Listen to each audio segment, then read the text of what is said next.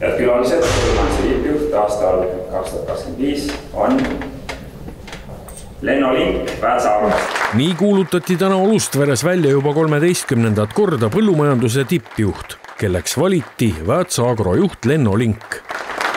Päeva jooksul arutati seminaril nii põllumajandussektori konkurentsivõimet, Eesti ja maailma majandust, välispoliitilisi väljakutseid kui ka piimanduse tulevikku Eestis. Ning hetkel pidavat olema piimatootjatel head ajad. Kui hetkel on head ajad, kõik investeerivad. Kas sellega ei või tekkida ohtu, et me hakkame tohutult üle tootma koha peal ja meil ei ole panna seda piima kuskile?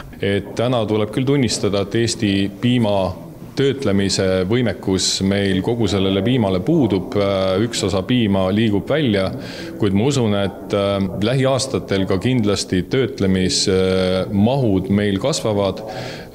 Jah, nad ei kata täielikult seda mahtu, mis põllumees toodab, kuid on olemas lähiriigid, kelle nõudlus piima ostu järgi endiselt on olemas.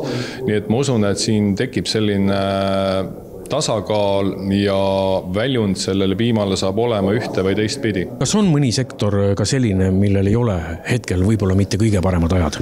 No selgelt üks risk, mis meil nüüd ka realiseerunud on seoses ilmastikuolude ja taudidega. Nii et kindlasti lihatootmises ja eelkõige just sealihasektoris on tuntav kukkumine tulnud juba ja tulemas järgmine aasta just seetõttu, et sigade Aafrika katk on meil sisse tulnud, aga me riigina kindlasti proovime aidata sel sektoril ka uuesti jalad alla saama.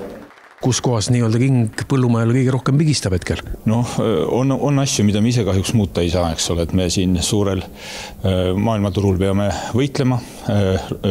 Kindlasti on sektoreid, eks ole, siin haiguste teema loomadega, et nendest üle saada, need on nagu kõige suuremad väljakutsed. Kas Eesti toidujulgeolek on tagatud? Ma arvan küll, laias laastus on tagatud, olulisemad toiduained me suudame toota, me toodame rohkem, kui me ise tarbime, et see esmatootmine, piim, teravili, et seal meil, ma arvan, on üsnagi hästi tootmise mõttes, aga selgelt, kui mõelda, kuhu edasi minna, siis meil on vaja toota kallimaid asju. Meil on vaja lisandväärtust tõsta, meil on vaja rohkem töödelda neid tooteid, mida me siin toodame. Rääkides põllumajandusest, siis kindlasti tuleks rääkida ka jätkusuutlikkusest ja sellest, kuivõrd noored on huvitatud põllumajandust õppima. Mina küll julgen öelda, et on tore vaadata ju ka siin-seal näeme meedias toredaid noori inimesi, kes teevad asju täiesti uuel tasandil, erinevates valdkondades, mitte ainult traditsioonilistes teraviljakasvatuses ja veisekasvatuses, vaid et ka teistes valdkondades põnevaid noori. Ma olen ikkagi optimistlik.